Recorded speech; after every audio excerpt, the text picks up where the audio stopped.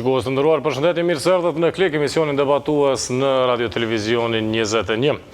Sonte do të flasim rreth asaj se si Kosova shihet në raportet kredibile ndërkombëtare dhe në përveç raporteve po flasim kush ato raporte i bën dhe cili është projeksioni për Kosovën në institucionet kredibile ndërkombëtare, nëse ajo që shkruhet në këto raporte vërtet pasqyron realitetin në Kosovë, realitetin cilë qytetarët e Kosovës e jetojnë dhe të cilin jo në mënyrën ma adapte ose më direkte të mundshme prezentohet nga politikanët, varësisht prej mënyrës se si ata i interpretojnë çështjet. Do të flasim, kuptohet, shkas do të marrim nga ajo që u publiku raporti i Freedom House, mirë po raportet të tilla, Freedom House ka një 10 vjet që bën në Kosovë, rregullisht mediat japin rëndësi shumë të madhe edhe raportit progresit që bëj dikur, edhe raporteve tjera të cilat cilësoheshin si kredibile dhe rreth të cilave mediat dhe partitë të caktuara politike krijonin agenda politike dhe rreth të cilave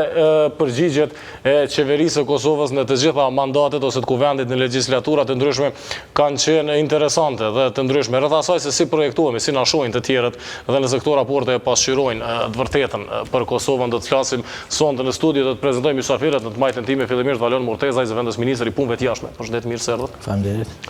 Me mua në studio është edhe deputeti Ilir Dreda. Përshëndetje, mirë se erdhët. Mirë se gjej. Në të gjatën time kam profesorin e integrimeve evropiane, Avni Mazrekun. Përshëndetje. Përshëndetje. Dhe nga të përhershmit në studio kam drejton Selmanën, mirë se erdhët. Mirëmbrëma.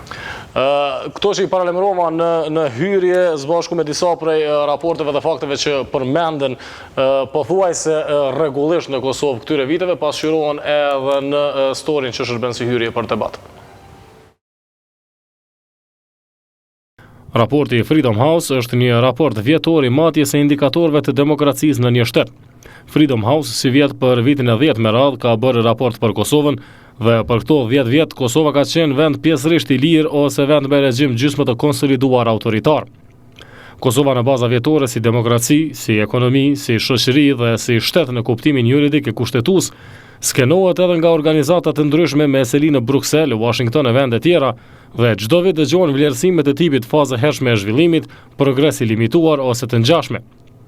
Kur dëgjohen këto vlerësime ka dy lloje të reagimeve. Qeverit në të kaluarën, pjesërisht edhe tani, atakojnë autorët e raporteve, metodologjinë dhe mbledhjen e fakteve, kurse mediat i bëjnë një lexim të detajuar dhe interpretojnë atë që donë, varësisht nëse u pëlqen qeveria ose jo.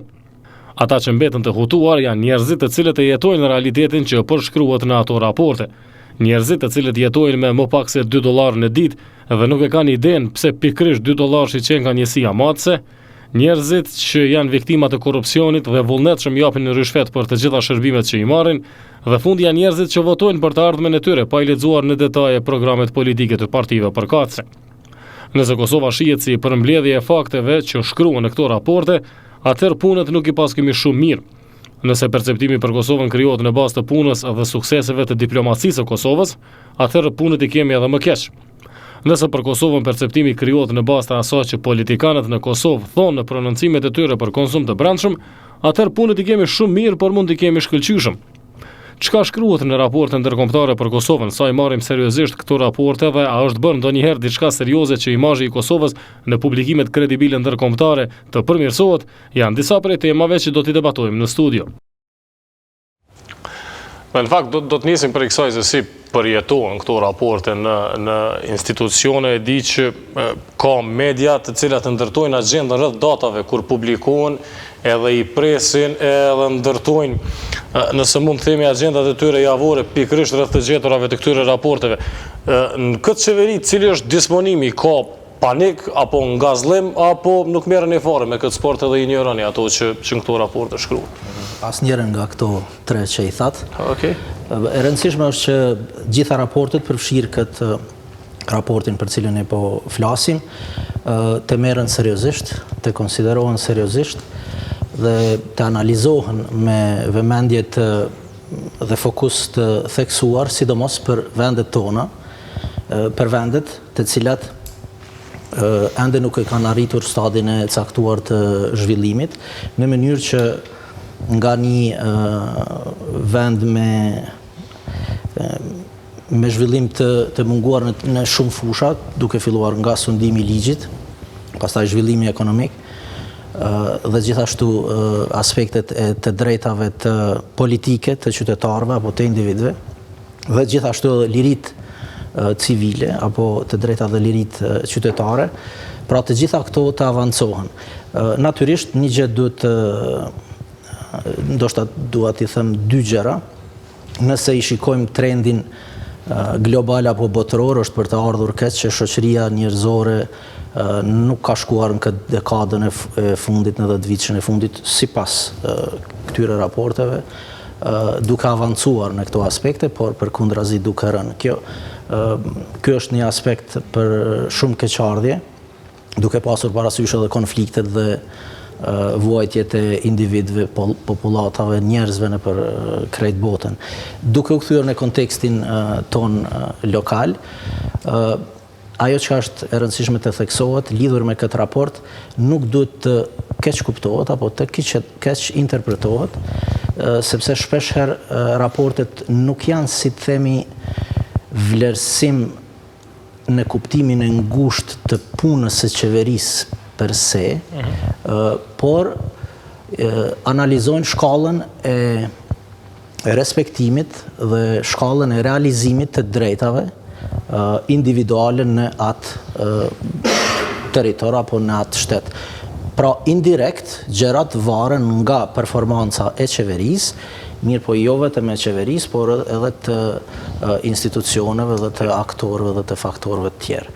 Pra, këto ishin ato që doja t'i thoja që në fillim. Natyrisht, të lidhem me pyetjen të cilën e bët, është përfundimisht momenti i institucioneve të qeverisë që ti marrin me seriozitet raportet, sidomos ato kredibile, dhe të shërbejnë si udhëzues për të avancuar performancën e tyre, sepse në fund të fundit, nëse detyra e qeverisë është të punoj për përmirësimin e jetës së individit, dhe nëse ky raport analizon nga kanë vështrime të ndryshme aspektet që lidhen drejt për drejt me jetën e individit në një shoqëri, atëherë këto raporte janë të dobishme. Në kontekstin tash shumë të ngushtë të qeverisë, jam i sigurt që në gjitha sferat këto do të analizohen dhe do duhet që të shërbenin për planifikimet strategjike.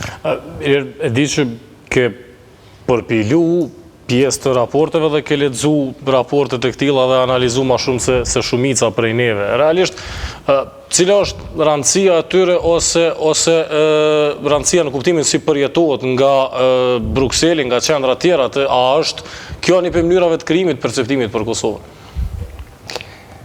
Tash, shkas është këtu shtëpia e lirisa, Freedom House, organizat në Shtetet e Bashkuara, e cila e matë konsolidimin e demokracisë. Ta kanë pas rol të madh edhe para përfundimit luftës ftoftë, po edhe sot. Dhe sidomos në këtë pjesë të Evropës, në Evropën juglindore, raportet e tyre kanë peshë sepse masin transformimin e një shoqërie. Dhe kur të shef Kosovën, unë para një kohë kom qenë autori i 2 raporteve tilla atyre. Ato raporte bëhen nëpërmjet një udhëzuesi, cilin autori përpiluesi nuk mundet me shkel, dhe janë dikun rreth 6 recenzent tjerë, nuk mund është i me shkrujt çka don, po vetëm fakte dhe duhet me u dhanë me burime. Tash ky raporti i cili e mat vitin 2015, që është shkas që jemi mbledh këtu, i ka dikun rreth 80 burime, fusnota, cilat në asnjë mënyrë nuk munden me qenë të njanshme në përpilim tillë, po duhet me pas edhe 2 të tjera për me vërtetu, edhe jo gjithfare, po shumë kredibile. Dhe ti e shef që Kosova realisht avancon shumë pak, po për shkak të 2 gjanave, një përmirësimi i qeverisës lokale, 2 thuhet se në qeverisë lokale apsi nën pik është dhe funksionalizimi i komunave në veri, dhe pjesa tjetër ka të bëjë me mbrojtjen e burimeve të gazetarëve. Dhe nëse ti e sheh çka ka përparu Kosova vitin në konsolidim demokratik, është niveli i qeverisës lokale, i cili është përmirësu, edhe mbrojtja e burimit të gazetarëve. Dhe kjo është për keqardhje, sepse ne nuk po mrim me i përmbush as standard, as pikat bazike të një shoqërie bazike demokratike, apo një shteti bazik demokratik. E tash, ne jemi të klasifikuar në këtë raport si shtet gjysmë autoritar, po kjo vjen për shkak të mos konsolidimit ndërkombëtar të pavarësisë, na nuk jemi shtet pa qenë antar i Kombeve të Bashkuara. Edhe në gjitha raportet, ekziston standardi çka llogaritet si shtet e çka nuk llogaritet si shtet, dhe me atë standard global, pa qenë antar i OKB-s, ti nuk je vend i konsoliduar, dhe ne jemi të pakonsoliduar. Shtetësinë kemi të pakonsoliduar, e brenda është një analizë bagi jashtëzakonisht reale, do me thonë nuk mundemi me drejtu kisht me thonë është tendencioze, e gjitha që ka ndodhur vitin 2015 dhe në fund del vlerësimi i cili është natyrisht negativ dhe konstant është negativ në bazë parametrave cilët ata i kanë. Do me thonë nuk janë ato parametra qysh kemi qef ne, po janë parametrat e këtij institucioni jashtëzakonisht kredibil, dhe kështu matet është edhe një track record i zhvillimit Kosovës edhe të politikë bërësit në Shtetet e Bashkuara. Tash po flas për Freedom House. Ata kanë jashtëzakonisht influencë të madhe. Po neve na metet... Kjo është ideja, nëse 10 vjet ki këtë që po i thu track record, do më thonë prej 2007-ës deri në 2016-ën, variron prej gjysmë i lirë deri në gjysmë autoritar. Kush e merr këtë punë për referencë, sa është kredibile dhe krijohet perceptim për Kosovën në bazë të kësaj? Për perceptimi, kjo e vërteton perceptimin për Kosovën. Sepse standardet bazë një vendi normal nuk janë të përmbushuna. E nuk është tash kjo vetëm Freedom House-i, ka të bëjt të i edhe raportet e progresit Bashkimit Evropian, cilat me vjetë ti tregojnë problemet e njëjta, rekomandimet e njëjta, cilat duhet me i bo qeveria gjithmonë, cilat ato nuk bohen, nuk realizohen. Dhe unë mendoj që ne jemi të emrin një lloj funi të përplasjes të mentaliteteve, sepse të na duhet me ndodhë ndryshimi brezit politik, qaq. Cilët kanë me marë seriozisht çka do që të shkruhet për Kosovë dhe kanë me punu shumë që vitin e ardhshëm del më mirë.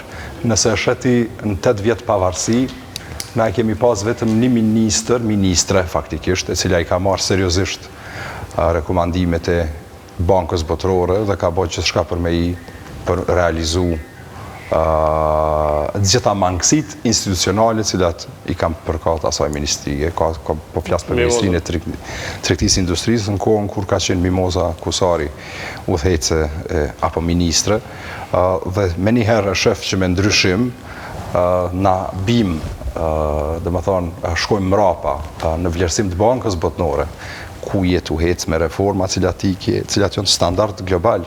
E tash ajo është problem në Kosovë që një brez politik i cili nuk e ka venin me qeverisë në vitin 2016, nuk e kupton çka është standardi minimal global botnor për një vend të zhvilluar demokratik të lirë. Me çka mbas edhe do të mund të vazhdojmë më vonë, po e nisim me diçka që është sot ditore në media, është titull në kohë ditore, ka pak progres, po nuk dihet data për liberalizim, që është çështje e ngushtë e juja dhe po ashtu ndërlidhet me mënyrën se si raportohet edhe se si qeveria e Kosovës, pavarësisht kush është ministër, përkat se jep këtë punë me mënyrën se si Brukseli na vlerëson.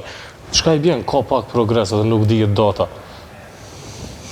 Në fakt, të tha pak përpara këtu, që edhe ndoshta për me artikulu temin në mënyrë më të qartë gjithmonë për hir të opinionit publik, për hir të shikuesve të nderuar të televizionit në internet, përkatësisht emisionit juaj, mjaft popullor.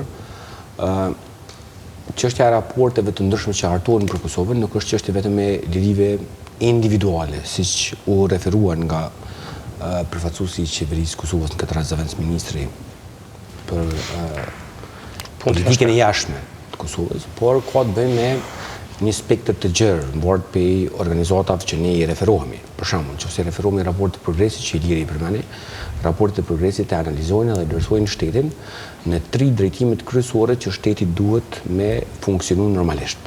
që ka për qëllim arritjen e stabilizimit, përkatësisht stabilitetit e pas arritjes së atij stabilizimi ose stabiliteti, sido që ta quajmë, mund të ofrohet aksesioni apo antarësimi i atij shteti, që nënkupton stabilizimin politik, ekonomik edhe juridik të atij shteti. Domthonë raportet e progresit nuk i kontestojnë ose nuk i trajtojnë, themi, vetëm çështjet e lirit e individit, por e analizojnë çështjen e performancës së institucioneve të shtetit në një dimension shumë të gjatë. Çështja e raportit të Freedom House është për keqardhje, mëse veç ke marrë shkas për debat sonte, dhe nëse krahasojmë më përpara me shifra i lirë dhe në masak tonë se ka qenë Kosova e alternumi përkatësisht të kualifikuar 5.2 apo 5.4, po gjithashtu, domethënë, Kosova vazhdon të mbetet e kualifikuar si vend i cili është gjysmë autoritar, që nënkupton liria e medias edhe aspektet e tjera të funksionimit shoqëror janë gjysmë autoritare, që nënkupton Kosova s'ka shënuar progres për një kohë mjaft gjatë. Domthonë kjo është kualifikimi përkatësisht pozicionimi i Kosovës. Për sa i përket çështjes që ju i referuat, Kosova nuk mendoj që është në pozitë me përjudiku një vendim të tillë ose një pozitë të tillë, për shkakun se vendimorja politike në këtë kontekst është aq e komplikuar, saqë askush nuk mund t'i garantoj Kosovës që vendimi përfundimtar politik për Kosovën do të jetë pozitiv. Normalisht deklarimet e fundit që sot i kemi pa kanë qenë shpresdhënëse, për dallim prej deklarimeve të më përparshme, por megjithatë kjo mbetet diskrecioni i lirë i shteteve, sepse shtetet janë ato që në fund vendosin që duhet të kualifikojnë një shumicë të caktuar, e cila shumicë i garanton Kosovës liberalizimin apo mos liberalizimin e vizave për vendin tonë.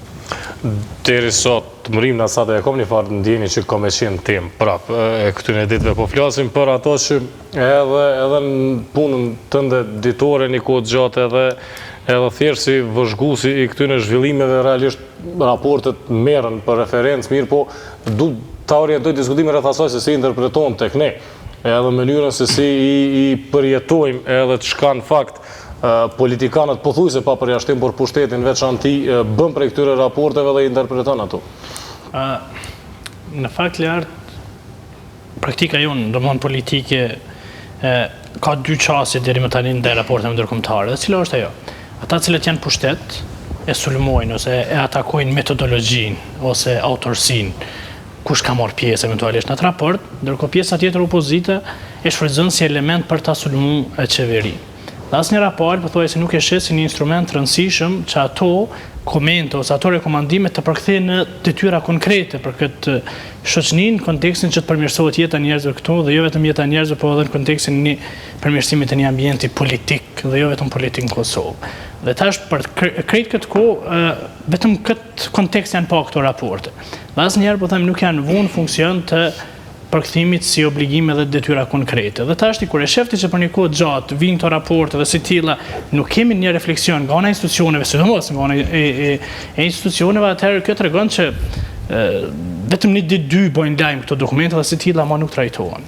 Dhe kjo është e keqja më e madhe besoj unë, për shkak që çështjes tonë jo serioze ndaj këtyre raporteve. Dhe ne mendoj unë do duhet ta kishim një çështje kështu. Hajde ta kontestojmë ose ta diskutojmë, diskutojmë argumentet që ofrohen aty. A janë qëllueshme apo jo?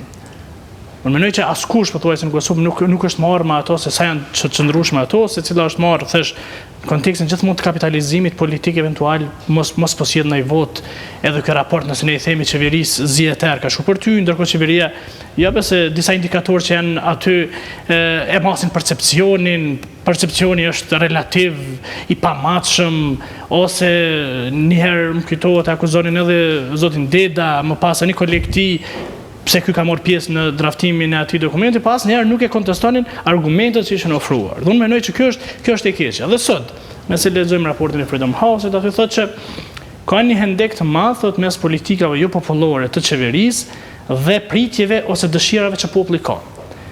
Dhe ata thonë ne nuk lëshohemi në kontestimin nëse janë të mira ose të këqija ato vendime jo popullore, por mënyra se si qeveria i ka shit para njerëzve janë jo efektive. Dhe ata e mosën në këtë nivel, edhe këtë çështje kanë ata. Ata mosën në nivelin e zgjedhjeve. ata mosin edhe nivelin e lirisë së shprehjes, edhe shumë kontekste të përgjithshme që më pas nuk është fajtore, unë pajtohem që nuk është fajtore vetëm qeveria, por barën më të madhe, deshtëm apo s'deshtëm në mënyrë drejt për drejt ose indirekt i bjen edhe qeverisë. Megjithatë aty ka vlerësim negativ edhe për çështjen radikale të opozitës, të lëvizjes vetëvendosjes sidomos. Gazi Locielës, përmendet edhe aty.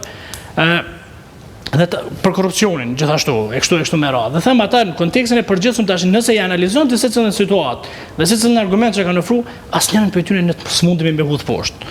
Përkundrazi, janë ashtu dhe tash kur i vendos indikatorët e tillë se si ata e mosin, domosdoshmërisht neve na vendosen ose na rangojnë të vendet pjesërisht lira.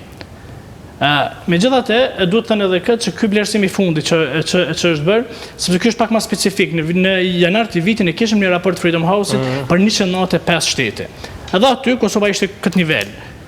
Domethënë vend pjesërisht i lirë. Tashti është bërë një analizë rreth vendeve në tranzicion, që janë diku 29 vende dhe në mesin e tyre jemi ne. Dhe tashti pothuajse jo vetëm për Kosovën, po ka një qasje regresive të proceseve politike dhe demokratike të rajonit përgjithësi.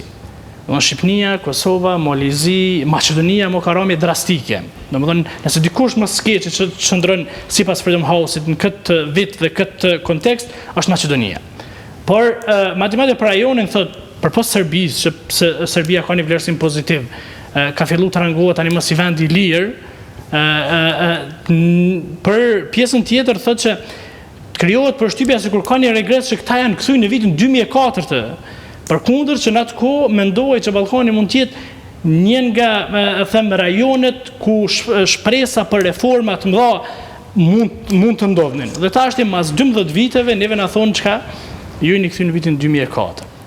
Dhe kjo normalisht ka përgjegjësi komplementare, them shumë të akterëve të përfshin në këtë proces, por normalisht fajin më të madh në përsëri nuk mundem pa ja lënë qeverive, të cilat Kosova i ka pas deri sot, dhe ato që e ka edhe sot, sepse akoma s'është dëshmuar qartazi që ne jemi në rrugë të mbarë për të përmirësuar disa elemente. Kemi vlerësim paksa pozitiv në qeverisje lokale dhe në lirinë e shprehjes, por thot edhe disa përmirësime krejtësisht vogla në sektorin e gjykatave. Por jo në kontekstin e luftës kundër korrupsionit ose krimit të organizuar, po kemi një përmirësim të lehtë. Po them, këtë vlerësimet që ne deri sot i kemi pas, ose kemi pas që jemi në fazat krejtësisht hershme të përgatitjes së strategjive zhvillimore në kontekstin e përgjithshëm, ose na thonë që disa elemente shumë të lehta pozitive i keni. Ndërkohë që reformat thella akoma as që po duken në horizont. Tash nëse dëshirojmë na me identifiku elementet e lehta pozitive, mund të bëhet mirë, po nga kjo që drejtoni tha një fjali bën përshtypje, që nëse ka filluar Serbia të rangohet si vend i lirë dhe Kosova si pjesërisht i lirë, kjo është edhe paradoksale, edhe nuk flet shumë mirë për ne zëvendësministër. Prapë po kthehem në idenë e asaj që janë të dhënat në kuptimin virtual si grumbull i fakteve edhe i fusnotave, edhe asaj praktikës që e keni edhe ju si qeveri, por edhe qytetarë që përjetojnë si realitet. A besoni që këtu ka konflikt? Ajo që më pëlqeu të drejtoni ishte që fillimisht të gjeturat e secilit raport duhet të konsiderohen seriozisht dhe me një qasje fer nga, le themi, të dy taborët, ajo që nga ata që qeverisin për një moment të caktuar apo për një periudhë të caktuar, por edhe ata të cilët të themi janë në opozita apo në mjediset të ndryshme, qoftë qarqe akademike apo mediat e të tjera. Sepse nëse ne si shoqëri dhe tash po dua që ta zhvendos ndoshta diskursin të një kulturë e punës dhe reflektimit në gjithë bashkëm mbi këto raporte, sepse ne duhet ta pranojmë si shoqëri e re demokratike, ne nuk kemi pasur kulturë që të merremi me raportet botërore për Kosovën, ma herët s'kemi qenë ndoshta fare pjesë, shpesh herë, apo sidomos me raportet e progresit, ku janë me fusha më specifike. Qa duhet që të them? Pra, të konsiderohen seriozisht, të merren seriozisht, dhe në bazë të asaj, të atyre të reflektohen në planet dhe planifikimet strategjike. Ajo që e tha Avniu, unë fillim ndoshta fola me një qasje të vetë kuptueshmërisë kur e përmenda aspektin individual, duke u nis nga ajo se qeveria ekziston për t'ia përmirësuar jetën e individit. Gjëra tjera ndërmjet janë çështje të debatit. Ajo që mund të them për Kosovën në këtë moment, me qenë se jemi në atë nivelin e vendeve pjesërisht të lira, ka nevojë për përmirësim dhe avancim në të gjitha fushat e jetës, që reflektohen si kritere të këtij raporti apo të raporteve të tjera. Megjithatë, është edhe koha për një gjë tjetër. Nëse po flasim për korrupsionin, nuk është çështje vetëm e qeverisë që ta luftojë korrupsionin, por është një aspekt shumë më i gjatë dhe më gjithëpërfshirës. Nëse ne nuk dëshirojmë që ta lëmë bisedën vetëm në aspektin e perceptimit të drejtë apo jo të drejtë e të tjera, atëherë ne duhet të ofrojmë argumente, pastaj sistemi i drejtësisë duhet që të funksionojë dhe lufta kundër korrupsionit nuk matet vetëm me ngritjen e aktakuzave, as me dënimet simbolike, le të themi, aktgjykimet, mirë po duke u bazuar në ligjet të cilët bazohen në parime demokratike dhe që janë në harmoni me ligjet evropiane. Pra janë shumë nivele ku duhet përmirësim. Ndërsa ajo që unë po mundem të vrej qoftë nga perspektiva tani si pjesë e qeverisë, po edhe ma heret e qarqeve akademike apo të shoqërisë civile, është që secili nga ne duhet që të elevoj në kuptimin e kur kemi të bëjmë me çështje të interesit nacional dhe me çështje që lidhen drejt për drejt me jetën e qytetarit, disa përplasja apo përballje që janë pjesë e sistemit të demokracisë duhet të jenë korrekte. Pra, sepse ti ndoshta dëshiron që ta të shprehim ashtu, ta luftosh me çdo kusht qeverinë dhe ta arzosh qeverinë, mirë po në anën tjetër ajo reflekton dhe shkakton konsekuenca shumë negative. Dhe i shohim disa ilustrime edhe në këtë raport. Një prej poentave që Iliri e bëri më herët dhe që në vazhdim base ja vlen të diskutohet në krahasim me rajonin, atë që edhe ti e nisë është si perceptohet në rajon, ose ku rangohet rajoni, mirë, po njëkohësisht ajo që e dim është në Kosovë, këto punë merren më seriozisht prej mediave dhe prej shoqërisë civile. Po ashtu, si me inercion, shoqëria civile merret shumë më seriozisht në Kosovë në kuptimin e rezultateve të zgjedhjeve, vlerësimeve për zgjedhje, vlerësime për liritë shprehjes, për media dhe për gjëra të ngjashme, edhe spakun media në opozitë dhe shoqëri civile këto raporte kanë pesh. Në rajon kjo nuk ndodh, merren shumë më pak seriozisht. A është pikrisht konflikti gjeneratave ndërmjet politikanëve, sepse në rajon e ki të njëjtin tregim, i ki nga 2 dekada të njëjtit politikanë dhe të njëjtin mentalitet politik, apo Kosova është përjashtim për ndonjë arsye tjetër? Jo, në fakt, aty se si menoj, unë menoj që prania e madhe ndërkombëtare në Kosovë shumë ma let kanë ndiku në vlerat e saj demokratike për t'i promovu tek shoqëria civile sesa tek partitë politike dhe të barcet e institucioneve. Them shumë ma vështirë, këta i kanë pranuar ato vlera perëndimore, them civile, se si bëhet politika dhe si menohet demokracia liberale sot, sesa domethënë ne si pjesë e sektorit, ndoshta edhe për arsye të ndryshme, sikur kemi vrapu mas aty në vlerave dhe kemi provu me i promovu vlerat e tilla. Dhe si tilla shpeshherë domethënë ne jemi marrë shumë a shumë edhe me standardet e zgjedhjeve, edhe me standardet e krejt raporteve ndërkombëtare, madje një kohë unë mbaj mend që jemi pas mbledh disa organizata dhe kemi bërë raport progresit Made in Kosova. Domethënë ne kemi bërë një raport para se me dalë raporti progresit për me pa sa janë pritit e reale të njerëzve në Kosovë dhe cilat janë vërejtjet e tyre sipas vlerësimit të disa organizatave në bazë fush veprimtarisë së tyre dhe më pas sa ato ishin në frekuencat njëjta me raportin e progresit. Dhe shumicën e rasteve dilim që ne ishim shumë atë ashpër se sa raporti progresit. Unë mendoj që kjo është pozitive në kontekstin sepse ne artikulonim ose provonim të artikulonim hallet e njerëzve që realisht i kanë në përditshmërinë e tyre. Ndërkohë që partitë politike nuk i kanë marrë seriozisht asnjëherë dhe për fatin e keq unë akoma nuk po e shoh një çështje serioze ndaj këtyre raporteve sepse gjithmonë i kanë parë sikur raporte irrelevante dhe raporte mediatike për 2-3 ditë dhe të tilla konsumohen dhe harxhohen. Asnjëherë nuk i kemi pa, unë kam thënë disa herë, edhe procesin e integrimit në BE kemi filluar me kuptu krejt zvoni, me marrë seriozisht. Gjithmonë e kemi pas si një proces i huaj. Hajtë se këta na kanë animu me na shliru, këta na animojnë edhe me hynë për organizatën ndërkombëtare, këta na animojnë me hynë në Bankë Botërore edhe në FMN. Hajtë se në KB, këta gjithmonë kemi menuar që asistenca ndërkombëtare ka me punu më shumë se na vetë.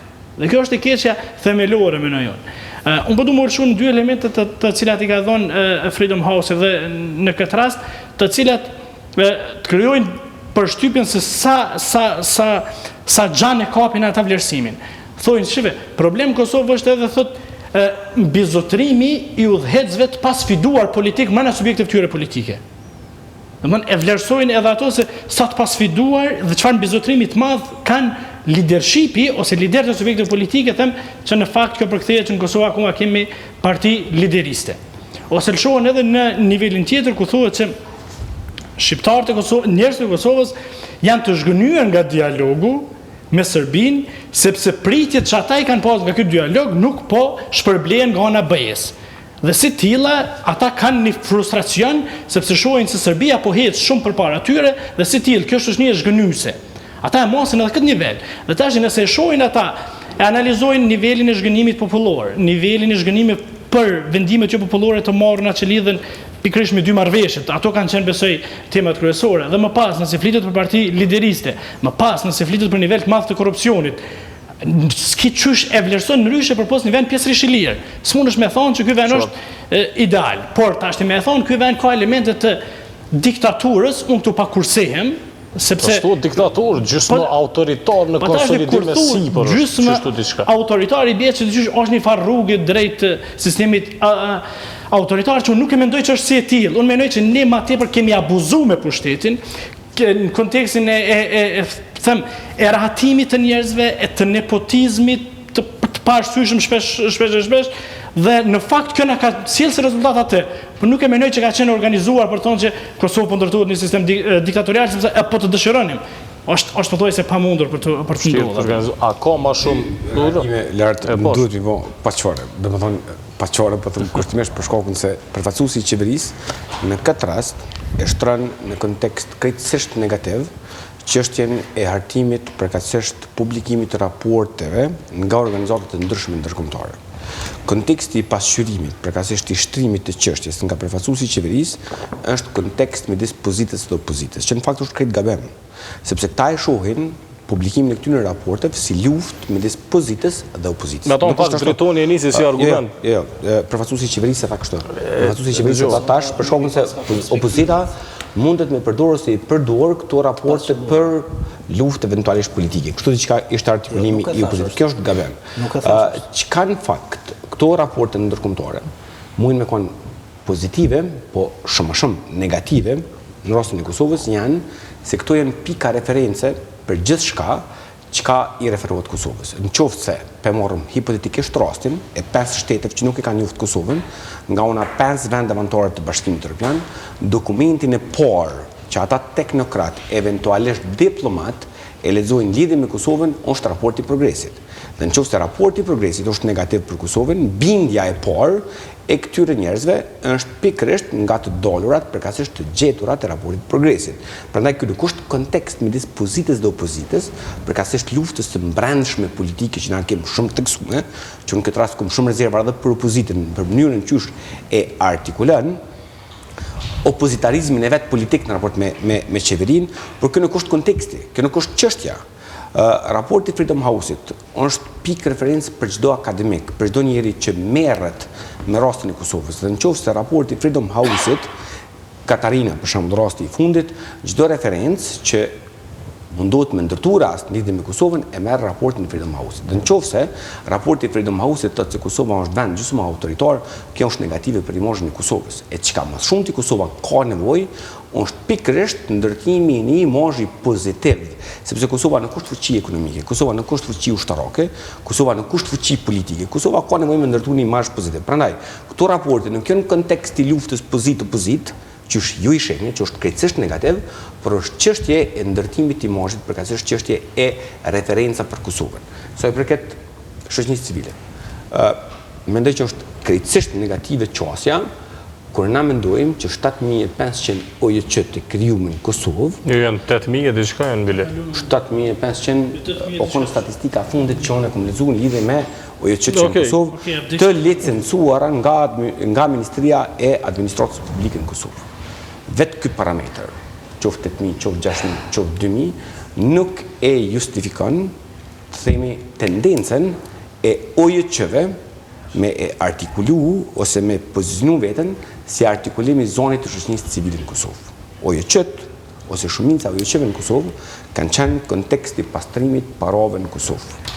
Pse them këto? E them këto për disa fakte.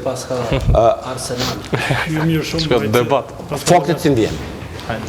Dikon rreth 2 miliardë euro në harxhu në Kosovë. Në harxhu si donacione për OJQ-të të ndryshme. Që kanë dedikuar asaj të ashtu quajtur shoqëri civile.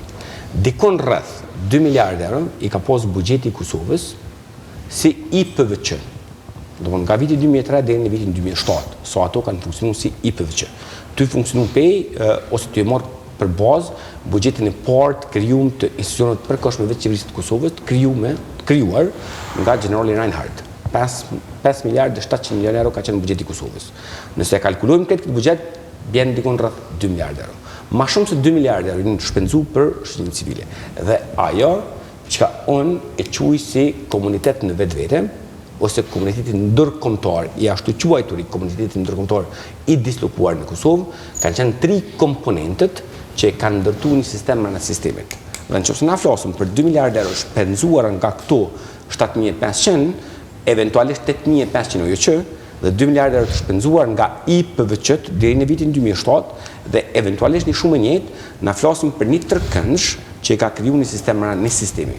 Dhe këto raporte që ne po flasim tani, argumenti jam si vjen, e masana ju mundi me ndërtu argumentin nëse pajtoni apo nuk pajtoni me këtë argument që unë peton, argumenti jam si vjen është se këto 3 komponenta në Kosovë, do të thonë klasa politike, të ashtu quajturat OJQ, të ashtu quajturi shoqërinë civile ose OJQ që nuk e përfaqësojnë shoqërinë civile në Kosovë, sepse shoqëria civile në Kosovë është kontekst shumë më i gjon, nuk janë OJQ-t. Shoqëria civile është vetëm një element i shoqërisë civile. Shoqëria civile është gjithçka tjetër përveç antarësisë politike ose partijake në këtë rast, dhe ky komuniteti ndërkombëtar në vetvete, që unë quaj komunitet ndërkombëtar që jo gjithmonë teknokratë të caktuar që kanë marrë qoftë dhe rroga nga qeveritë e caktuara, qoftë evropiane, qoftë vendet ndryshme të botës, nuk kanë përfaqësuar pikpamjet e njëjta me qeveritë e tyre, e kanë komponuar këtë sistem brenda sistemit, i cili sistem brenda sistemit fatkeqësisht hala Kosovën vazhdon me ngulfat. Dhe në fakt, historia e suksesit të Kosovës qëndron pikërisht në thymin e këtij sistemi brenda sistemit. Për shembull, ilustrimi faktual i lidhur me këtë çështje. Shoqëria civile ka pas për obligim të themi të ushtrojë funksion mbi të gjeturat e auditimit në institucionet të përkohshme të qeverisë të Kosovës, përkatësisht në institucionet e Republikës Kosovës. Shoqëria civile asnjëherë nuk e ka ushtruar, OJQ-t në këtë rast, një presion të tillë për me ushtruar një auditim të tillë. Qeveria e Kosovës, përkatësisht ka obligime për OJQ-t kështu. Me ushtru presion për me e bëni auditim transparent lidhje me harxhimin e fondeve publike nga ana e institucioneve të vendit në këtë rast. Institucionet e vendit, përkatësisht qeveria, asnjëherë nuk ka pretenduar me rregullu me ligj se si këto fonde në emër të Kosovës harxhohen. Domethënë, kjo ka qenë një farë paqe fragjile midis 3 faktorëve të caktuar, 3 faktorë të cilët e kanë krijuar një farë sistemi brenda sistemit. Edhe këto raporte në fund të fundit janë dështim i këtyre 3 faktorëve që kanë komponuar këtë sistem brenda sistemit në Kosovë, i cili fatkeqësisht e dëmton në fundit rastin e Kosovës. Çështja e lirisë mediave, nëse morëm rastin e Serbisë. Liria e mediave në Serbi është shumë më shumë e kontestuar, përkatësisht e shtypur në rastin e Serbisë, por megjithatë Serbia nuk kualifikohet nga raporti i Freedom House-it si vend gjysmë autoritar, por konsiderohet si vend i lirë. Pse? Sepse ky sistem në sistemin të Serbi nuk funksionon. Sepse ky sistem në sistemit në Serbi është i thymë. Në rastin e Kosovës kemi të bëjmë me 3 faktorë të korruptuar, dhe kjo është e vërteta, themi, e aktualitetit politik të pasustës në Kosovë. Në po jo, a i kompromenton raportet që bën për Kosovën kretë kjo që paraqitet, këto argumente? A i deformojnë argumentet, po ose jo? Faktet si në vjen. raportet e progresit në qoftë si morë, mos e raportet e tjera. Kanë karakter, jo esencialisht, por kryesisht narrativ. Jo identifikim faktual të çështjeve. Për shembull, është raporti progresit i Kosovës, është raporti Freedom House që bëhet nga kosovarët për Kosovën ma i keq se sot nga ai që bëhet nga cili do shtet. Unë po them se vjen. Cilësisht është më këta tre faktorë që unë i quajta që komponojnë sistemin brenda sistemit në Kosovë. E që ky sistem brenda sistemit nuk e lën me u zhvillu Kosovën, kanë ndiku deri në atë mos që raportet edhe të organizatat ndërkombëtare, që unë kam rezerva në lidhje me këto raporte, kanë karakter narrativ, nuk kanë karakter të identifikimit faktual të çështjeve. Për shembull, nëse në nivel konkret, në rastin e Kroacisë, identifikohet, pe e morëm shembull, Ivo Sanaderi si personalitet i korruptum, i involvum në çështje të caktuara korruptive, në rastin e Kosovës, identifikimi i fakteve është i kontekstit narrativ. Pse është i kontekstit narrativ për shkakun se faktori i kësaj që unë quajta komunitet në vetvete, që në këtë rast është teknokratët ndërkombëtar të dislokuar në Kosovë, e ashtu quajtur shoqëni civile komponuar nga 8500 OJQ që është kontradikt në vetvete, nuk duhet mi pas Kosova 8500 OJQ, jenë marrë me pastrem parash, shumë prej këtyre OJQ-ve, i kanë shpenzuar më tepër se 2 miliardë euro, dhe buxheti i Kosovës, i cili është shpenzuar në mënyrë jo transparente, e kanë manifestu këtë kontekst narrativ. Dhe fatkeqësia është imazhi i Kosovës. Fatkeqësia është dëmtimi i interesit Kosovës. Kjo është në fakt pikpamja jam nëse isha i qartë në raport me artikulimin e asaj që ka unë ndoshta më vonë në këtë rast. Sistem brenda sistemit i krijuar nga institucionet e përkohshme vetë qeverisë, se më pas institucionet e Kosovës, OQJ që ju thotni kolegi joni OJQ-ve, edhe shoqëria civile, edhe ndërkombëtar që kanë qenë në Kosovë, edhe shplamje e madhe pareve. Më që na duhet mas pari me qenë të fokusuar në temë, se përshtatoj mi thirë. Po e poshtë që reagove për këtë punë, dhe në temë të këthej tash. Tema, minutazha, tonat, se atërës kemi, se kemi ardhë. Na këtu jemi me bisedu për reflektimin e situatës të vërtetë në Kosovë, e cila përmblidhet nga organizatat ma kredibile globale, edhe çka të bëhet, e që si të miren seriozisht. E tash, unë po du me ju kthy temës, nuk po du me hy në konspiracione, se s'ka nevoj. O s'fola për konspiracione? Janë 7 fushat cilat Freedom House i ka këshyrë. është qeverisa demokratike, është procesi zgjedhor, është shoqëria civile, është mediat e pavarura, qeverisja lokale, korniza ligjore dhe pavarësia e gjyqësorit dhe korrupsioni apo luftimi i korrupsionit. Ta shtojnë 7 shtyllat të cilat e masin konsolidimin demokratik në vendi. Edhe bazë të këtyre shtyllave shkruan edhe shumica apo vlerësohet Kosova nga të gjithë faktikisht jashtë. Si e ke gjyqësorin, si e ke pushtetin, a ekziston kontrolli pushteteve, të na nuk ekziston. Ku vendi, unë jam deputet, nuk e kontrollon qeverinë. Ajo është minus në demokraci. Do me thonë, ti si është demokratike dhe i gjithë. Zotit Dera, një pyetje shumë konkrete, në lidhje me rolin nëndë si deputet dhe në lidhje me ushtrimin e kontrollit parlamentar. Një pyetje konkrete. A këshmo? Fish të përfundoj, e mani 15 pyetje bërë. Afni, po seriozisht. E tash, të na nuk ekziston ndarja e qartë e pushteteve, që është problem dhe ti nuk je shoqëri demokratike dhe nuk je shoqëri demokratike e lirë. Bazamenti nuk është taj. Gjyqësori na kemi problem të jashtëzakonshëm shumë me gjyqësorë dhe gjithë e dim atë, po nuk ka reform të këtij sistemi, cilën duhet me bë nominalisht kuvendi apo dhe duhet me qenë të pavarur me këshill gjyqësor, këshill prokurorial, ajo të na në realitet nuk është e tillë. Edhe ajo që ka ndodh, sidomos në kuvend, është kjo maqineria e votave. Tha shefi, apo kupton, ajo nuk ka të bëjë me kur farë lloj demokracie, do me thonë, kush e qeveris Kosovën. Kosovën duhet me qeveris kuvendi Kosovës. Që ashtu është me kushtetut, që ajo është demokraci parlamentare. Realiteti është tjetër. Edhe ta është ti më fund, kur ti merë parametrat e një shoqënie bazike normale demokratike, edhe këtë realitetin tonë, ti e këtu ku je. Ta është këtu, në raportin e vitit kaluam, është shiku edhe impakti ekonomik i qeveris, i cili ka dalë negativ. Faktikisht çdo vjet matet edhe jo si fushë e veçantë ekonomi, apo si pjesë e qeverisjes demokratike, çka po ndodh edhe me ekonominë e një vendi, nëse keni pa përmbledhjen e raportit, dhe më thonë, këto që kemi lexuar na është veç për Kosovë, po përmbledhja është tjetër, e cila e tregon edhe numrin e papunësisë në Kosovë, si alarmante. Në 29 shtetet, na i kemi 60% rinisë të papunësuar, që është numri më i lartë. Dhe këta kanë shku në mënyrë faktike, po ta tregojnë pasqyrën e Kosovës si është, e na çka bojmë mbrana Kosovës është punë jona.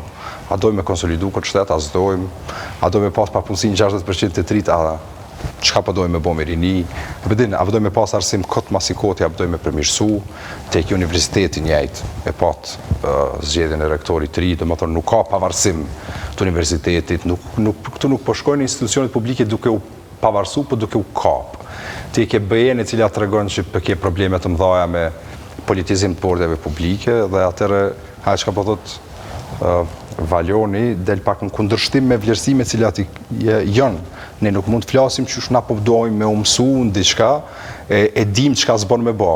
Nuk bën me emnu njerëz politik, të partive politike, apo të afërt me parti politike në borde publike. Pikë, që ajo është ligji. Tash, kush e respekton ligjin në Kosovë? Dhe kështu shkon narrativa e tjerëve që si të vlerësojnë, tek e fundit ato janë fakte dhe na mujmë me na pëlqy, mos me na pëlqy, po është faktike. Sipas teje, problemi është mentaliteti politik kuptimin e një gjenerate, apo mentaliteti politik kuptimin e një partije? Une besom me këtë përvojën teme, une kom marrë në konkluzion që nuk është veç një partije, po ka të bëjmë me mentalitet.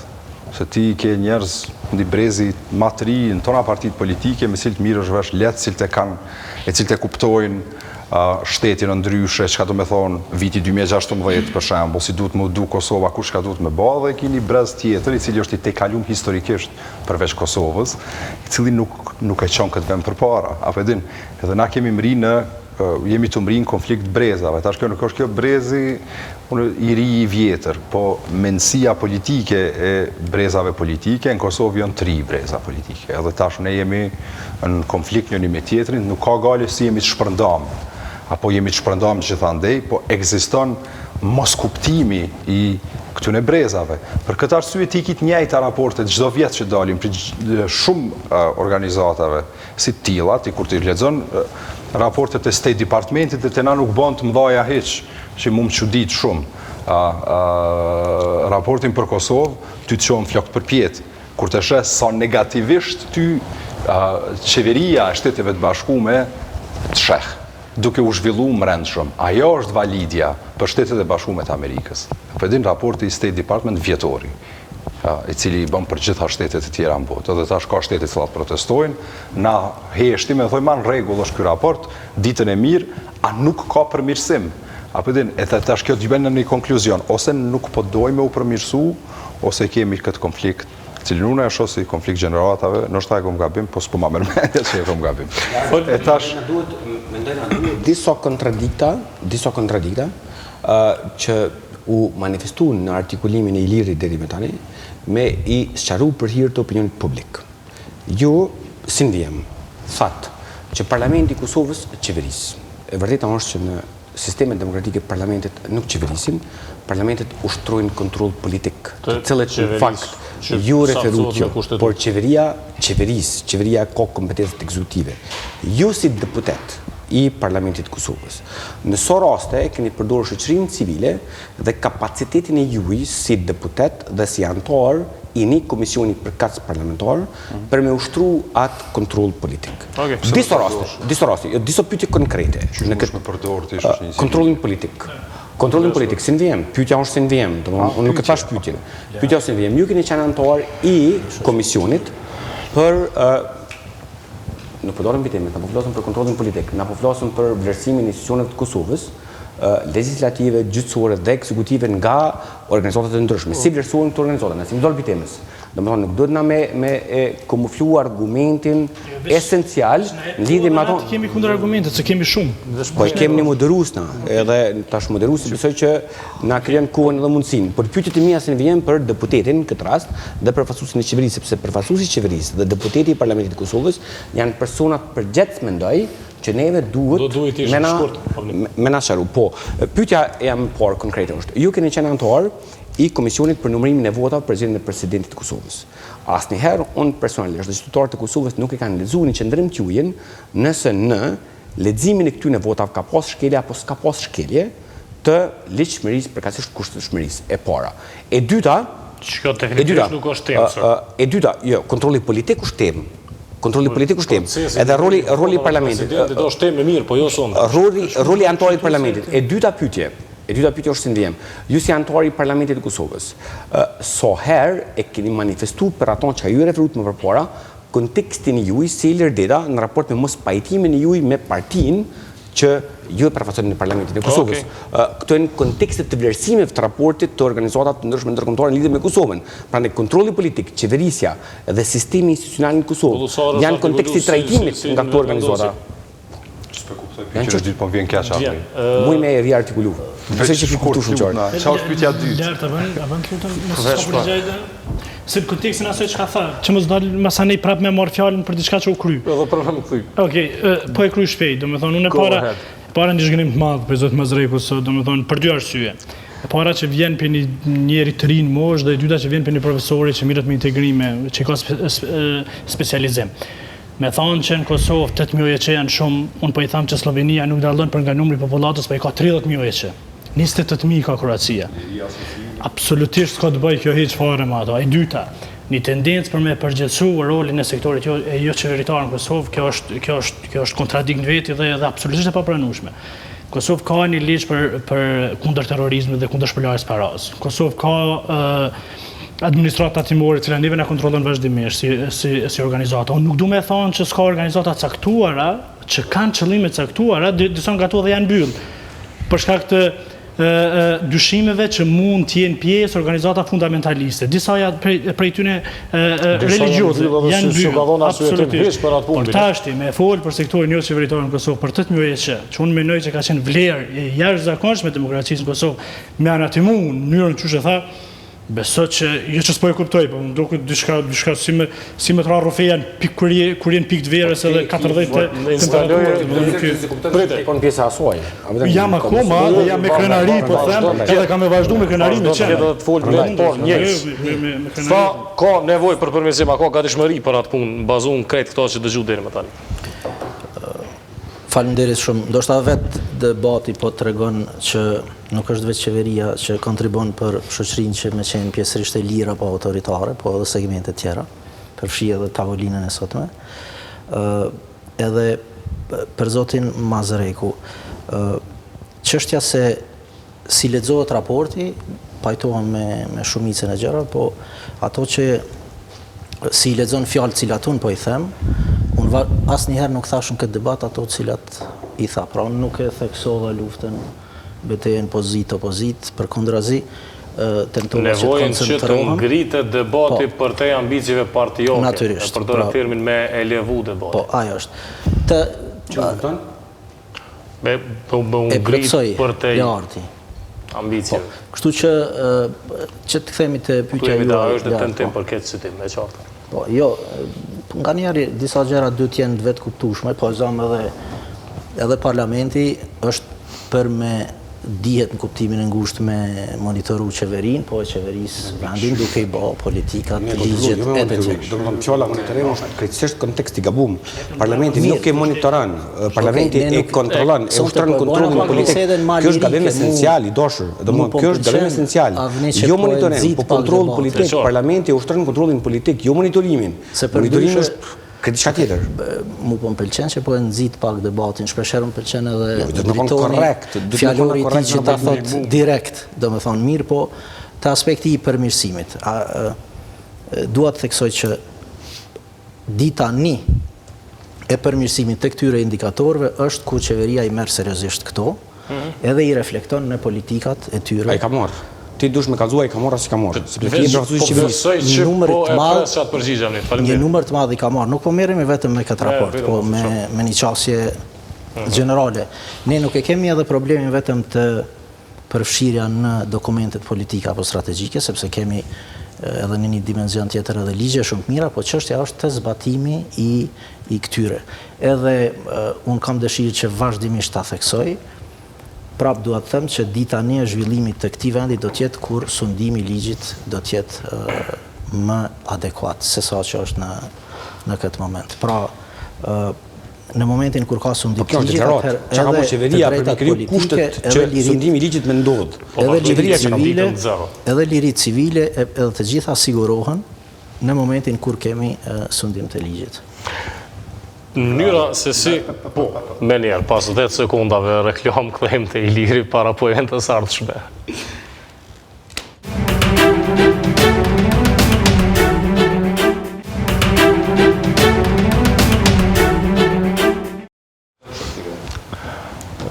Kjo për votat presidentit nuk është tim, kështu që po e... A që dhe veç të shtyk nga pak një herë me përfaqësuesin e qeverisë. Hajt. Se deri sa tha qeveria i ka marrë seriozisht, tash mu vjen keq, jo vallahis më vjen keq, me të demantu se një koleg i juji, ministër, për i PDK-s, në një emision për orës 8 sonte, tha, na hiç si marrim seriozisht këto gjana. Tash mu duket që s'munët qeveria një njeri me e dërgu në një televizion tjetër, i cili e përqesh raportin e Freedom House, dhe s'kemi nevojë me marrë seriozisht, dhe juve mi u dërgu këtu me na thonë, valla na i marim seriozisht dhe do t'i marim seriozisht. Dy gjëra, e para qeveria nuk i dërgon në mënyrë të personalizuar njerëzit. Që ju jenë, ose, nuk e di, mas mirë të është me debatu ju njëherë mranda në qeverisë, apo e meni seriozisht apo jo, e mandej dilni me një qëndrim të përbashkët. Për të mos që kishte primesa dhe personale në vrejtjet që ministri i bëri s'kom shka me thonë se as nuk o kërku primim as që ka qenë roli jem, se unë kom qenë përfaqësuesi atëherë kur ka qenë opozita e bashkuar, vetëvendosja Aleanca dhe Nisma, më kanë lutë me qenë atë komision për shkak të 2 deputetëve të LDK-s që na kanë thonë që nuk e votojnë taqë. Edhe unë kom qenë aty me lutjen edhe të atyre. Dhe më thonë, 2 deputetë i kanë lutë partit opozitare me mbikëqyr çfarë shkelje? Votimit të Sakt. Po çka është ajo pyetje? Po të kishte me pas, me kishta me thonë ka shkelje në votim. Të kishte me pas, ato kishim me qu edhe në gjykatë kushtetuese që ka pas shkelje. Partia ju e ka qu në gjykatë kushtetuese? Jo numrin e votave. E ka qu procesin e zgjedhjes?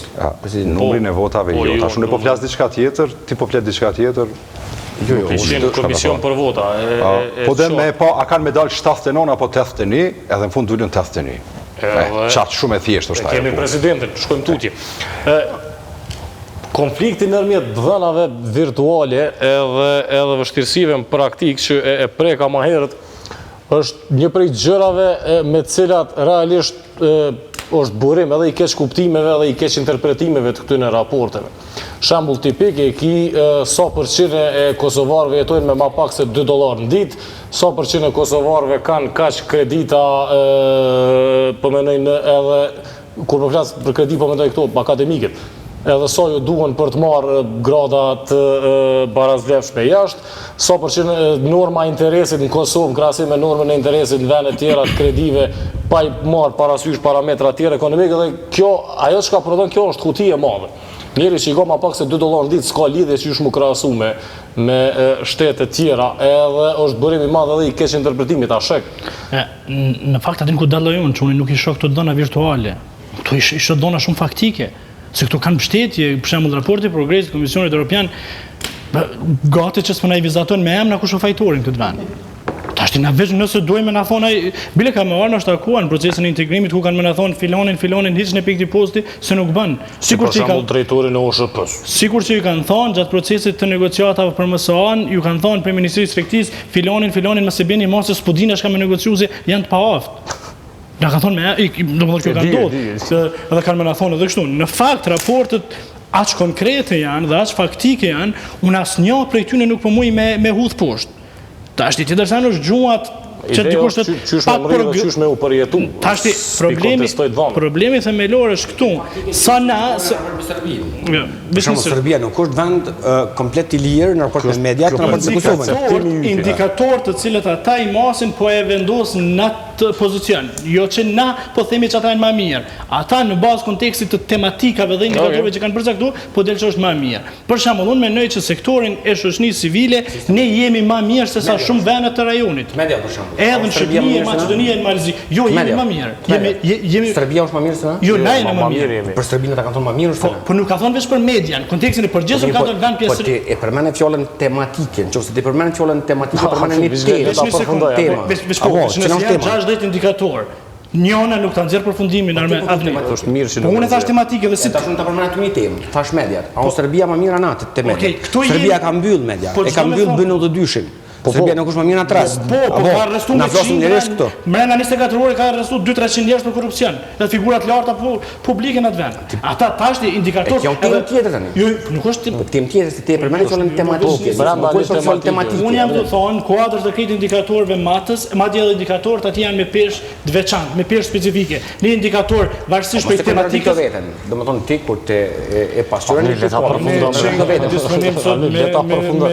me folur më me ta dhënë fjalën, po lëm ta përfundojmë në punë. Na jena të folur para opinionit e ta përfundoj dhe mirë shoh. Opinionin jo me ty, këtë rast. Edhe unë po më informoj drejt. Le ta përfundoj mirë. Po jam ka informoj unë ashtu shumë po mendoj ti informoje çu ti din.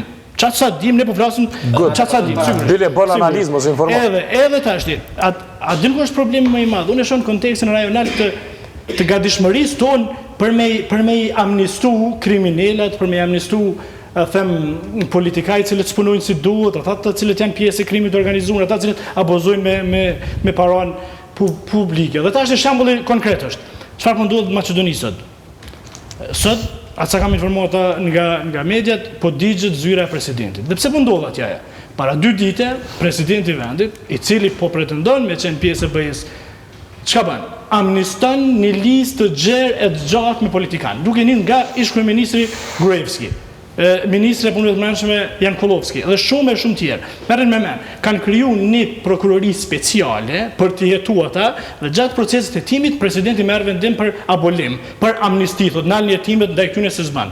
Dhe tash kemi reagimin popullor me shumë të drejtë. Dhe unë mendoj, kjo kulturë e amnistisë të politikanëve të pasun ose të politikanëve të cilët dyshohet që janë të përfshirë në afera ndryshme, në procese ndryshme, sigurisht të na ekziston. Por ekziston një farë heshtje ndaj këtij procesi. Kemi ardhur në situatë ku na amnistojmë zyrtarisht, sepse akoma s'kemi filluar hetimet zyrtarisht ndaj tyre, sepse po të fillon një prokurori e veçantë, ndoshta prokuroria speciale atje përkundër që ka një mandat tjetër mund të ketë elemente të tilla dhe më pas nëse kemi një tendencë për amnistin nga ana e presidentit, duhet një reagim popullor.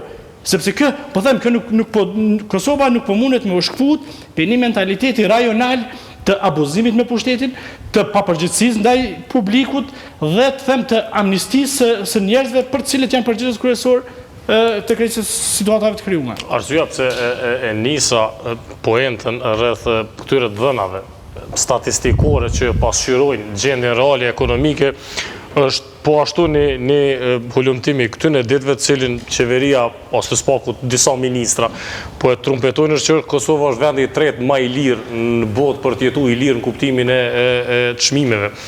Mirë po, në atë anglisht jemi me Afrikën e Jugut, Zambin, Kazakistanin edhe Indin, që nuk janë fort vendet lira në kuptimin e Freedom House-it.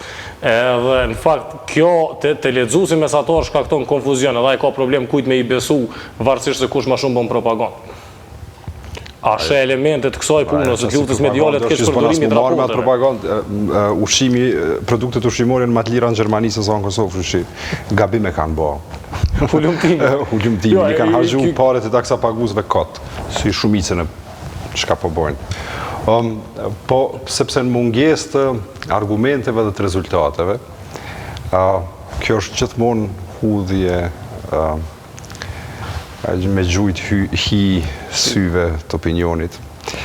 Edhe fatkeqësisht na jemi shoqëri e lodhur, sepse një shoqëri e cila nuk kishte me qenë e lodhur, kur s'kishte me pranu argumentime të pabaza.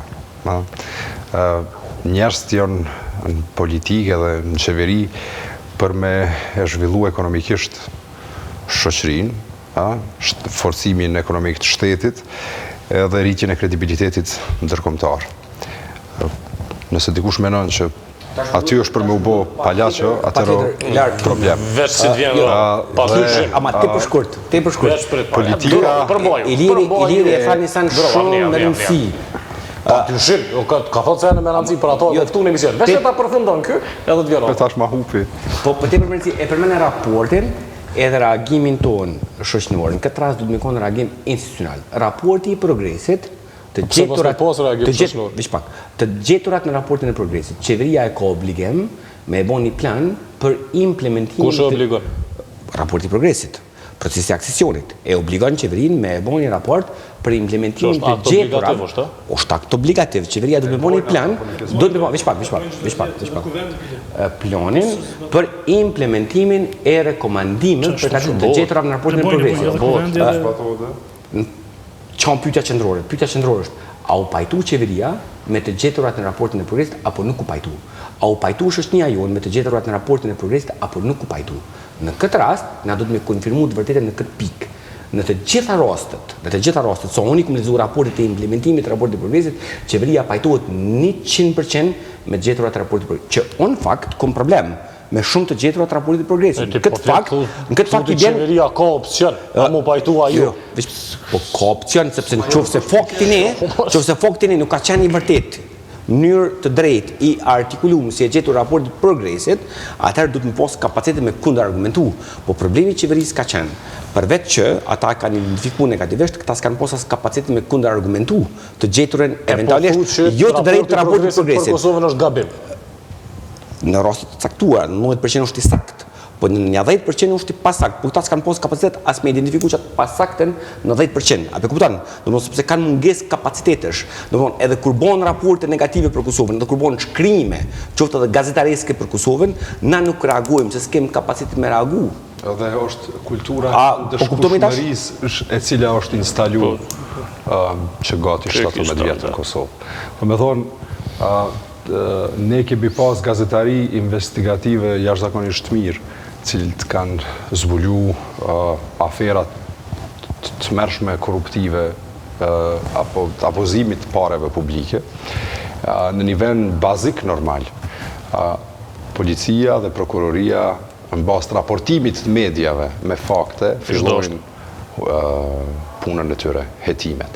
Të na kjo nuk ndodhë, dhe tashti normal vjen deri me një pikë ku shoqënia mendon që angazhimi shoqënor nuk ka rezultat sepse ata jemi të mësuar që 17 vjet me pandëshkushmëri. Vlerësimet negative është në anglisht thonë cheap trick, është cërik i lirë. Ajo unë e pajtohna me kritikat që mi kanë bo, ditën e mirë, nesër tema tjetër. Pse vendet e tjera në rajon vlerësohen në disa aspekte pak ma mirë se Kosova, sepse ato e zbatojnë atë që kanë marrin obligim. Raporti i progresit kër realizon për vendet në rajon, të e shef që ka për parim, sepse institucionet, qeveria dhe institucionet e tjera publike zbatojnë atë që ka kërkohet për tyne.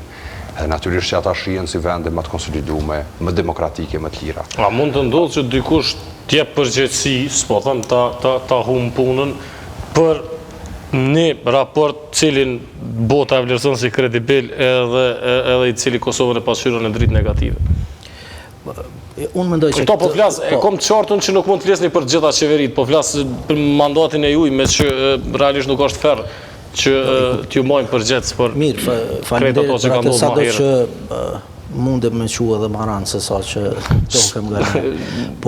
Nuk ju kontesova ato. Qështja është që nuk është a pajtohemi apo jo me raportin, cilin do qoftë.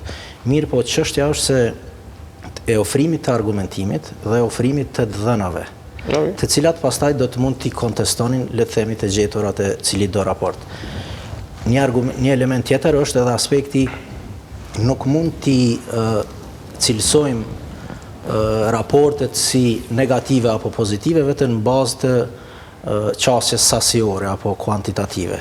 Sepse në gjithë këto numra apo në gjitha këto rangime që mund t'i lexojmë në për raportet të ndryshme është edhe dimensioni kualitativ apo cilësor. Ne kemi shpeshher është çështja e debatit, çështja e papunësisë, po e zon. Mirë po, tash, nuk është çështja a ka papunësi apo nuk ka, po çështja është se si me argumentu që një numër ndoshta që janë duke u punu, po nuk janë të evidentuar nga statistikat e ndryshme, që edhe kjo është emet ndoshta institucioneve përkatëse, që pastaj prapë reflektohet në një mënyrë apo në tjetër në fotografinë e përgjithshme.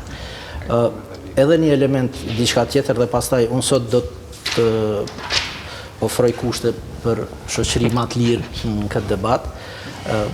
Edhe një element tjetër që është i rëndësishëm. Jo gjithë secili individ apo jo publiku i gjerë mund të ketë njohurinë adekuate teknike për secilin çështje, që është shumë normale. Përfshi edhe neve këtu nuk jemi ekspert për secilin fushë. Qeveria ka obligim të posë njohuri teknike për secilin çështje. Po, veç le ta përfundoj. Po. Se po e di që po kupton kaluarën, po atë se çka do njerëzit e Kosovës kanë nuk e nisi si justifikim. Mirë, po a tha dikush që se ka obligim? Po jo tha si të ndicë për justifikim. Po mirë, po mos nxjerr vetëm teza kështu për me rinicu debatin. Mirë, unë prapë t'inkurajoj që sepse bëhet më interesant debati. Çështja është që ekspertet pra duhet të bëjnë debat konstruktiv dhe ta analizojnë secilin raport në mënyrë konstruktive dhe korrekte. Çka dua të them? Që luftën politike mos ta zhvendosin dhe mos ta argumentet të cilat apo pikpamjet e tyre mos ti shfrytëzojnë si argumente jo korrekte në betejën politike, sepse në fundit e gjithë kjo po bëhet për shoqërinë e Kosovës apo për shtetin e Kosovës. Dhe ndoshta vitet e fundit e tregojnë këtë më së miri. Kur kemi përplasje të mëdha shoqërore ku secili është kundër secilit, në secilin dimension, jo vetëm politik, po edhe shoqëror, atëherë ngecjet janë evidente dhe në fund vonesat, që në kohën që po jetojmë, koha është esenca, vonesat shkaktohen dhe askush më mirë se ne gjithë nuk jemi dëshmitar në këtë vitin e fundit. Dhe në fund, ky raport nuk do të thotë që vetëm ky dhe raportet tjera nuk do të thonë që vetëm qeveria e ka bërë këtë keq, po do të thonë që edhe opozita ka bërë keq. Nuk është tash esenca, mirë, nuk është esenca tash që ta gjejmë fajtorin. Këtë dua të them. Po esenca është që si shoqëri, si komunitet i politikanëve, i qeverisjes, i parlamentit, e shoqërisë civile, akademikëve e tjerë, për interesat nacionale, dhe unë besoj që asnjëherë në 10 vitin, ndoshta prej pavarësisë e këtej, nuk kemi një situatë ku nevojitet një konsenzus edhe një përpjekje e përbashkët për t'i avancu disa indikatorë përpara. Përndryshe, nëse ne tërë kohën e përdorim për betejat e ngushta politike, atëherë edhe raportet nuk do dalin ato cilat ne kemi dëshirë. Si shoqëri, nuk po përmend këtu vetëm perspektivën qeveritare. Poshtë. Qatë raportin, unë e patë për du mu këthy në temë, mirët që pse qeverisja lokale ka pas progres, sepse një pjesë e kryetarëve të komunave kanë tregu transparencë më të madhe, edhe mirët si shembull janë 3 kapituj në pjesën e qeverisjes lokale dhe pjesa e treti përkushtohet Prishtinës, ku thuhet që qeverisja e Prishtinës ka tregu rezultate në transparencë dhe në antikorrupcion. Do me thonë ti e ke shembullin si një qeverisje e lufton korrupsionin edhe si është më transparente. Edhe disa komunat tjera, po këtu cekët direkt Prishtina, do me thonë nuk është që na nuk dim si bëhet ajo punë. Kur një qeveri don me e luftu korrupsionin, ajo ka me e bë atë punë. Kur nuk don, gjen arsye pse s'po mundet me e bë. Kjo është identifikim faktual. Që është korrekt. Super. Do me thonë mundet me ndodhë se para 3 vjetëve nuk ka pas rastim. Nuk me pas parasysh që nuk është vetëm qeveria që e lufton korrupsion. Edhe në këto jemi dakord. Kjo është e rëndësishme me theksu. Bashkë këtë kontekst, unë edhe kur e mora fjalën në fillim, normalisht që pjesa më e madhe e bie qeverisë për shkak kompetenca kushtetuese që ka. Por këtu nuk kam nisur askush, këtë porët e jetës pothuajse e kanë mandatin e vet edhe tash ushtrimin atij mandati varësisht se ata e vlerësojnë. Për shembull, qeverisja lokale është mandatin tërësisht ekzekutiv i qeverisë lokale. Do me thonë njerëz cilët janë krye të komuneve, ata le ta dëshmojnë, sikur që ka dëshmuar këtë rast komuna Prishtinës. Ose për shembull, në Shqipëni thonë kështu. Keni miratu ligje shumë mira në fushën e antikorrupsionit, por zbatimi i tyre s'është askund. Por në fakt, Parlamenti i Shqipërisë ka bërë punën e vet bashkë me qeverinë, por gjyqësia që i bie ligji për dekriminalizimin e politikës, gjyqësia s'po e bën punën sa duhet. Tashti, a janë faktor vetëm partitë politike që bëjnë presion mbi gjykatat, a është jo profesionalizmi i tyre, a është ndikimi i tyre ndaj krimit organizuar e kështu me radhë, është temë krejtësisht tjetër. Ose mediat e lira, nuk lidhet vetëm me presionin e qeverisë që mund t'ia bëjnë mediave, mund të lidhen edhe me njerëz të pasur, me kompanitë ndryshme biznesore që mund t'jenë, që mund t'i bëjnë presion ose ta instrumentalizojnë një media dhe ta detyrojnë dikon shkruan është lidhje pa lidhje, kontekstin e saj, po supozoj. Sikur që mund të ndodhë. Dhe po them këtë duhet pa pak më gjerë këtë në kontekst, por gjithmonë s'mundet më amnistu qeveria si hisedare më e madhe përgjithësive, kontekstin e kompetencave kushtetuese që i ka. Këtu jemi dakord. Edhe vegjetohet më fal një shkelja e kushtetutës që 8 vjet në Kosovë, që ti me kushtetut Prishtina duhet me pas ligj të veçantë që 8 vjet nuk ka. Evidentohet njëjtën raport. Na 8 vjet jetojmë në shkelje permanente të kushtetutës. Veç është evidentueshme, jo që ka pas nevojë për përkujtues për këtë punë. Raportet ndërkombëtare, varësisht cilën pjesë citojmë, Kosovën e rangojnë ndërmjet Moldavisë dhe Etiopisë, është një prej raporteve, një tjetër e cilëson si gjysmë autoritar, një tjetër thotë që jemi në fazën krejtësisht hershme të konsolidimit shumicës gjërave edhe shtyllave edhe parametrave me cilat vlerësohet mënyra gjithësisht shkolla e demokracisë në një shtet. Ajo që Kosovën e bën, le të themi më të veçantë nga vendet e rajonit, është pikërisht sasia e debatit, nga njerë edhe cilësia e debatit që zhvillohet rreth këtyre raporteve, pikërisht për shkak se shoqëria civile dhe mediat i marrin shumë seriozisht, edhe është një prej mënyrave nëpërmjet të cilave kërkojnë llogaridhënie nga qeveria, aq sa kanë mundësi varësisht se çfarë shumice ka qeveria. Ajo që gjatë emisionit po ashtu konstatuar që ka nevojë për ngritje të nivelit të diskursit pas publikimit të këtyre raporteve në mënyrë që ato të mos përdoren thjesht për betejat ngushta politike, por të konstatuan si probleme të shoqërisë edhe se cili të mund të jap inputin e vet, po ashtu është krejtësisht e pakontestueshme që pjesën më të madhe të përgjegjësisë për çfarëdo fjalie ose vlerësimi negativ që e merr Kosova, pjesën më të madhe të përgjegjësisë ka qeveria, edhe këtu jemi dakord edhe prej saj duhet kërku llogaridhënie, kryesisht duke falendëruar Valon Murtezan, Ilir Dedën, Avni Mazrekun dhe drejtonin katë përhershmit. Këtu e shkëlqyroj klikun për sonte, shihemi nesër, mirupafshim.